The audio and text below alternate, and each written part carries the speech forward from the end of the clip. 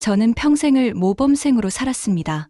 이름만 대면 알만한 명문 대학을 나왔고 대기업에 입사에 단 한 번의 누락 없이 임원까지 달았습니다.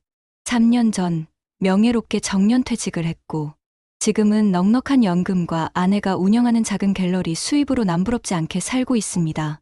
제 아내 수지는 제 대학 동창입니다. 캠퍼스 커플로 만나 졸업과 동시에 결혼했습니다. 아내는 젊은 시절 꽤나 미인이었고 지금도 50대 후반이라는 나이가 믿기지 않을 만큼 곱습니다. 아들 하나, 딸 하나 낳아 둘 다 번듯하게 결혼시켜 내보냈습니다. 누가 봐도 이건 성공한 인생의 표본입니다. 하지만 이 완벽하게 정돈된 삶이 저는 숨이 막혔습니다. 퇴직 후 저와 아내는 50평대 아파트에 단둘이 남겨졌습니다. 우리는 싸우지도 않았고 서로에게 불만도 없었습니다. 그저 아침에 일어나 각자의 신문을 보고 점심은 각자의 모임에서 해결하고 저녁에는 거실 소파 양쪽 끝에 앉아 소리도 없는 TV를 쳐다보는 것이 일상이었습니다. 부부 관계요? 그런 건 딸아이가 대학에 들어간 10여 년 전부터 이미 끝난 이야기입니다. 우리는 사랑이 식은 것도 미워하는 것도 아니었습니다. 그냥 서로에게 남자와 여자가 아니었습니다. 아내는 제게 가장 친한 친구이자 제 인생의 훌륭한 파트너였습니다. 하지만 밤이 되면 저는 제 서재의 딱딱한 의자에서 혼자 잠들기 일쑤였습니다. 그날이 오기 전까지 저는 그저 이 미지근하고 안전한 일상이 제 남은 인생의 전부일 거라 생각했습니다. 작년 가을 아내가 요가 수련회를 간다며 1박 2일로 집을 비웠습니다. 저는 평소처럼 서재에서 책이나 보며 시간을 보냈습니다. 다음 날 저녁 아내가 돌아왔습니다. 그런데 아내가 이상했습니다. 평소 차분하고 우아하던 사람이 얼굴이 10년은 젊어진 것처럼 붉게 상기되어 있었습니다.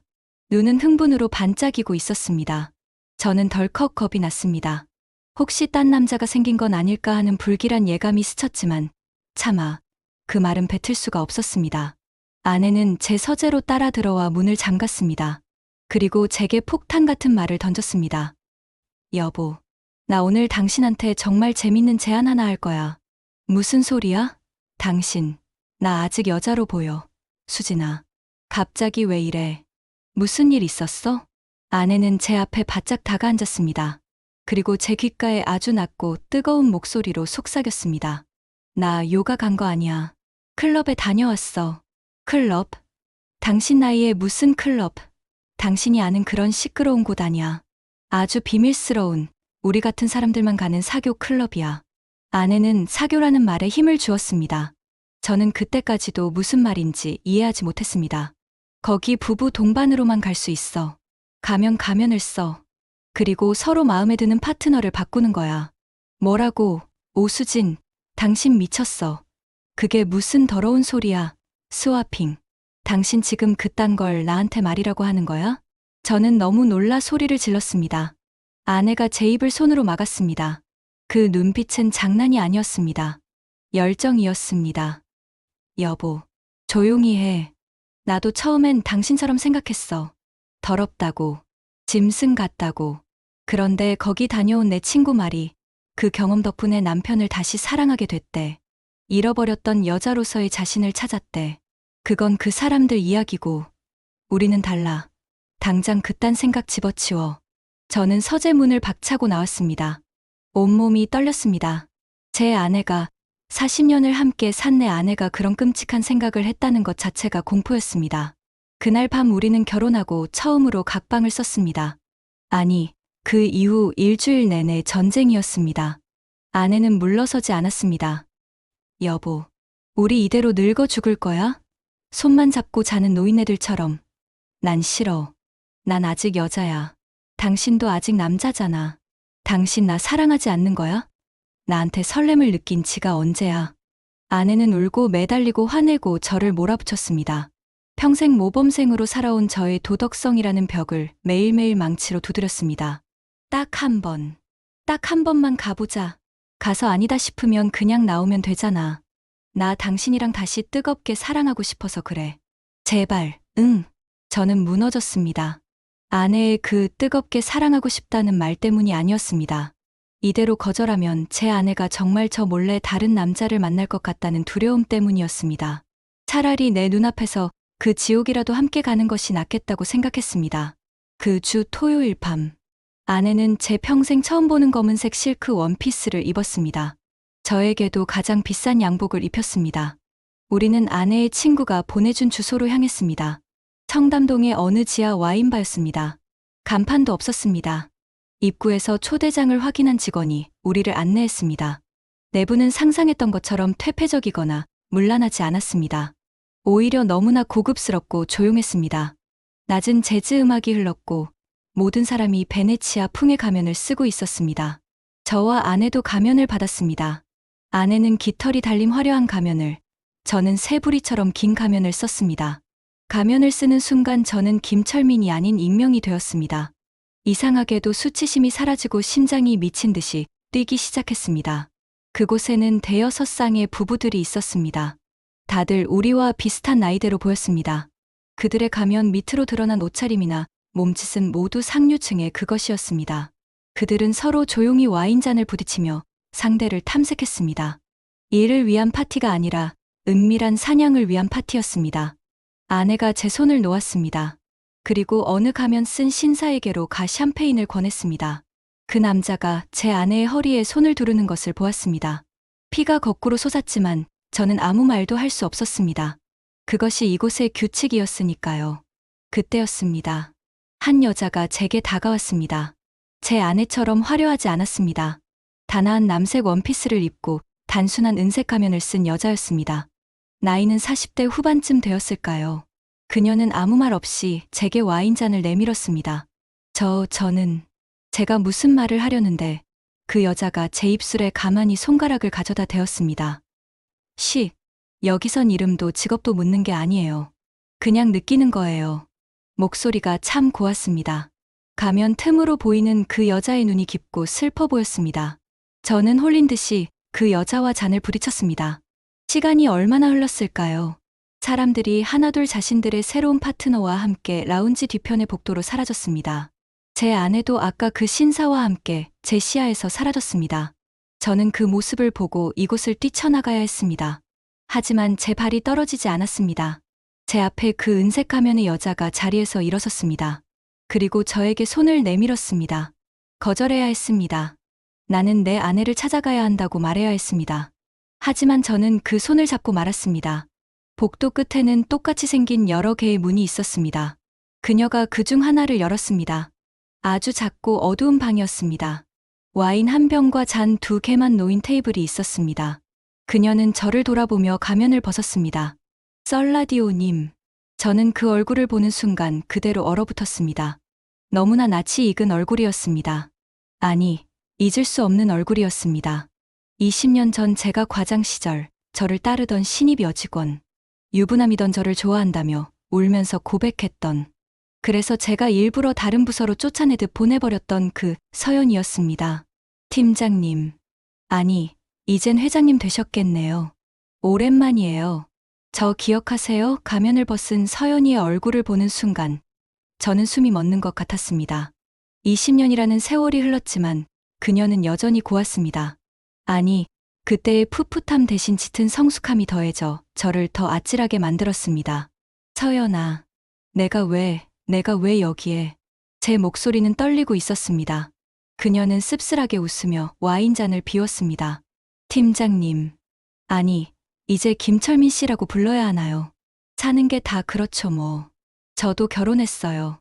남편은 의사예요. 남들이 다 부러워하죠.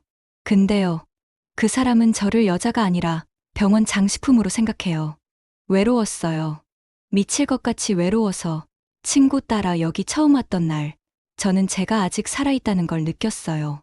그녀의 눈에 물기가 어렸습니다. 그녀가 자리에서 일어나 제게 다가왔습니다.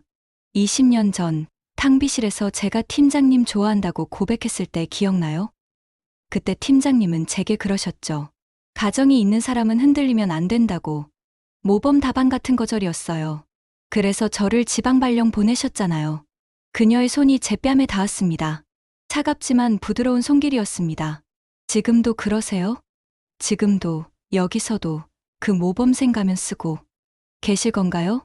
제 남편도 팀장님 아내분도 지금 이 순간 다른 방에서 각자의 욕망에 솔직하고 있을 텐데 우리만 바보처럼 도덕 교과서 읊고 있어야 하나요?